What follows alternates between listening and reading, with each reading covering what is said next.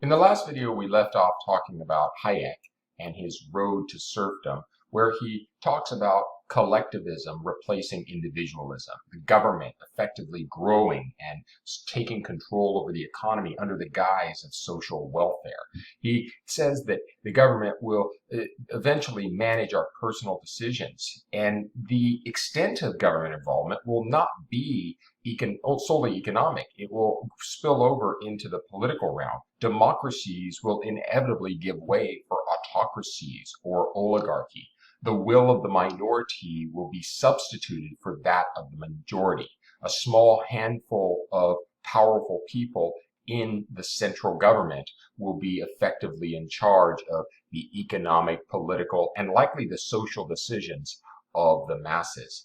Now, depressions and wars will only accelerate this collectivism because these are the periods where people are most vulnerable and open to larger government protections. They may be more willing to sacrifice personal liberties to get back to some state of solvency, to get out of poverty, or to get the kind of protections that only government can effectively provide.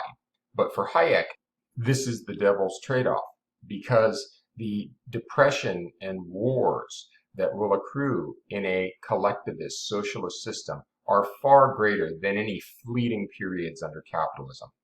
And in fact, it is the power that coalesces to the government that increases the probability that you will have these problems. A large state not only has to use its coercive powers to protect the people from outsiders, it has to use its coercive powers to keep the people at bay and aligned with the objectives of the state leaders. Now, capitalism will face an ongoing battle against socialism, no doubt. The siren song is beautiful. The simplicity of putting someone in charge of your problems is attractive. It even seems virtuous to move from individualism to collectivism. However, for Hayek, this is not a worthy trade-off, and people must work hard to resist the temptation. Similar to Marx, Hayek talked a lot about the institutional arrangements that form in society to help us coordinate activity and make decisions. But he believed that human action and spontaneous order were the means through which we create the most effective institutions, the most effective rules, rather than human design and deliberate order, which is government trying to orchestrate order. An example between the two would be if you look at a traffic signal where red means stop, green means go. That is human design. Of course, traffic signals provide a framework, a rule for us to better function on the road. No one would disagree with that. But that signal is there because government created it to create deliberate order. Now, what happens when that signal goes out, when the electricity gets cut and there's no lights? People don't, without this rule, ram into each other. There aren't accidents all over the city when there's a power outage. Instead, a new spontaneous order emerges through human action. People pull up to the light, they see it's out, but they still stop because they know it is in their best interest and others' best interest. And they look both ways and go, or if somebody else arrived, the first person there goes. It's an unwritten rule, but yet it happens. Another example of spontaneous order is ice skating rinks. People put on their skates, they go out on the rink, and they start to have fun. There may not be any formal rules as to certain lanes to go one way and lanes to go another way, but yet people don't ram into each other. They coordinate spontaneously by staying out of other people's way, so on and so forth. The people that are less skilled stay towards the sides. People that are more skilled go in the middle. Without any government involvement, human action creates spontaneous order. So Hayek believes in institutions to help us function, but he believes these institutions are best created by individuals through voluntary action. And because they're tested in a Darwinian struggle, meaning that those rules that work really well, we keep. Those that don't work, we get rid of. It happens rapidly and efficiently.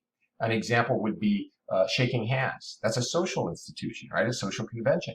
And it's been around for hundreds of years. But recently, with COVID, we haven't been able to do that.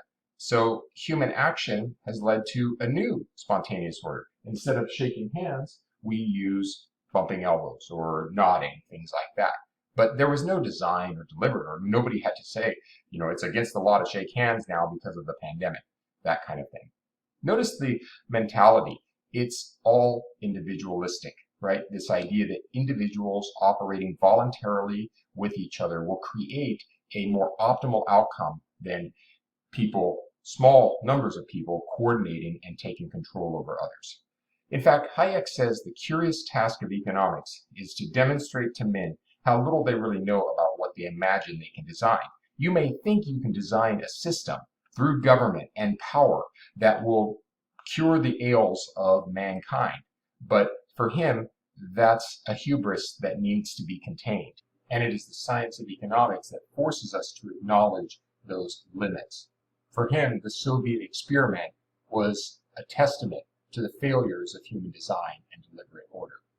Now let's talk about the progression of human design. So if we're going to have a government designing and creating deliberate order, how does that take place over time?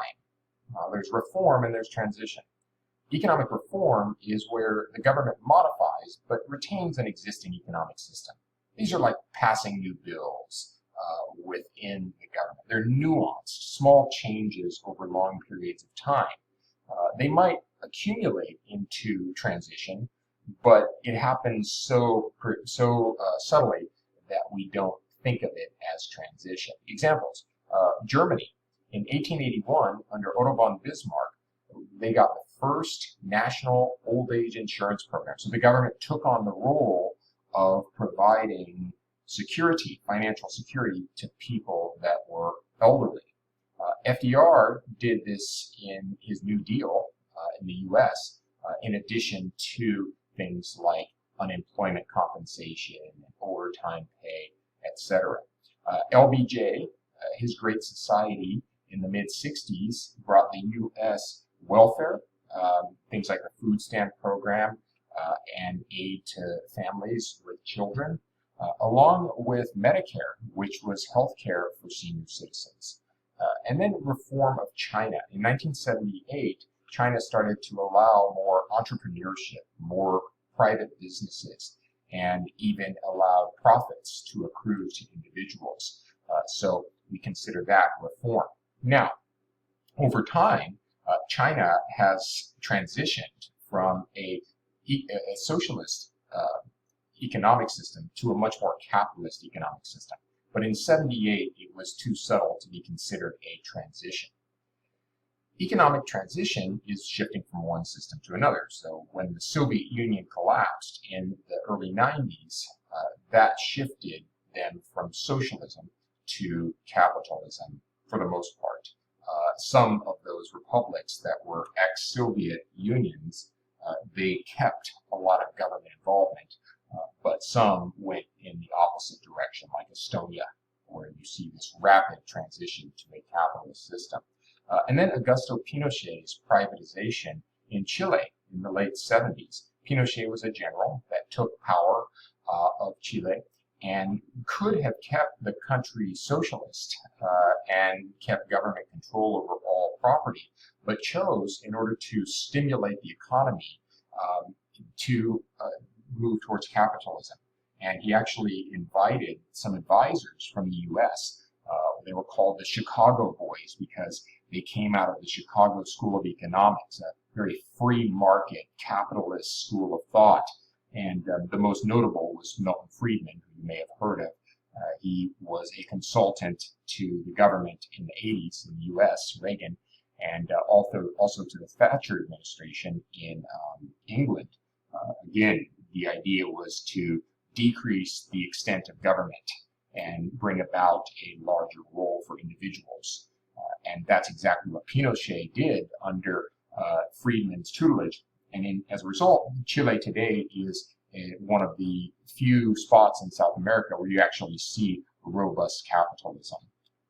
Transitional economics is the study of this process of transitioning from one economy to another. It's a whole branch because these are major changes, and they don't just come with economic shifts, they come with political and social shifts as well. Now let's talk about Mises. He comes along after World War I and after the Bolshevik Revolution in 1917 and writes the economic calculation in the Socialist Commonwealth. He is in the same spirit as Schumpeter and Hayek. They believe markets are best, capitalism is best, individualism is best, and that socialism, collectivism, will ultimately create malaise and suffering and only grant power to a handful of people under the guise of a social solution. But he doesn't believe that capitalism is doomed long term, because he thinks socialism will very quickly reveal its inefficiencies, leading to its demise. He anticipated the modern problems of socialism. He's writing in 1922 about what's being created in the Soviet Union from 1917 onward. And he's saying it's not going to work. And the reason it's not going to work is because socialist economies lack two things that capitalist economies have. One is information. The centralized planning agencies, the designers, cannot process the considerable amount of information regarding prices, quantities, and technologies to generate efficient outcomes. An example might be this. Let's say we have a natural disaster in a capitalist system. Well, what's going to happen is there's going to be an increase in the demand for things like potable water and gasoline. The increased demand is going to create shortages, which will very quickly drive the price of those goods up. Drinkable water will skyrocket in price. But that increase in price that immediately responds to the shortage will cause buyers to buy less and only allocate water to drinking purposes. They won't waste it. They won't water their lawns when they have to pay more for it. And it will also simultaneously cause suppliers to make more of it. Producers will want to produce more potable water. They may even want to drive in from adjacent areas that aren't suffering the natural disaster to get that there, because the higher price brings about more profits.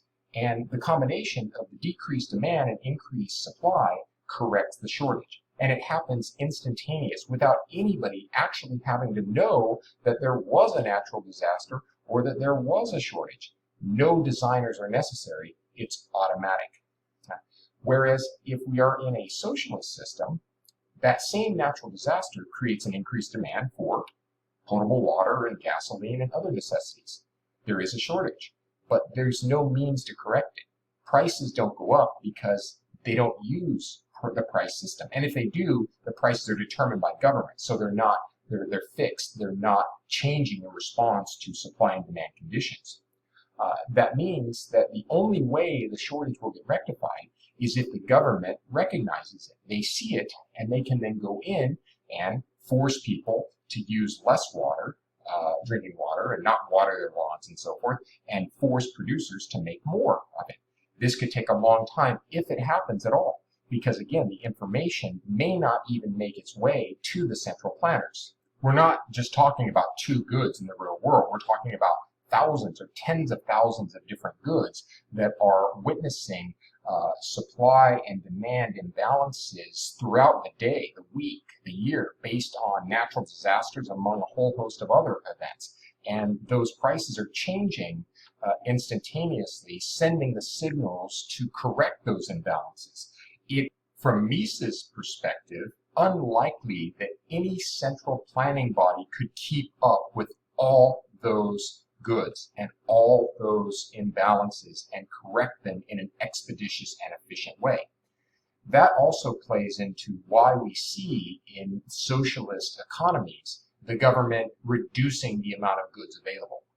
If you only have, let's say, 50 goods in the whole economy instead of 50,000, then the government can more effectively get the information to correct those imbalances. But the consequence of that is socialist economies over time have less and less goods available to the people. Okay, we'll pick up with property rights in the next video. Thanks.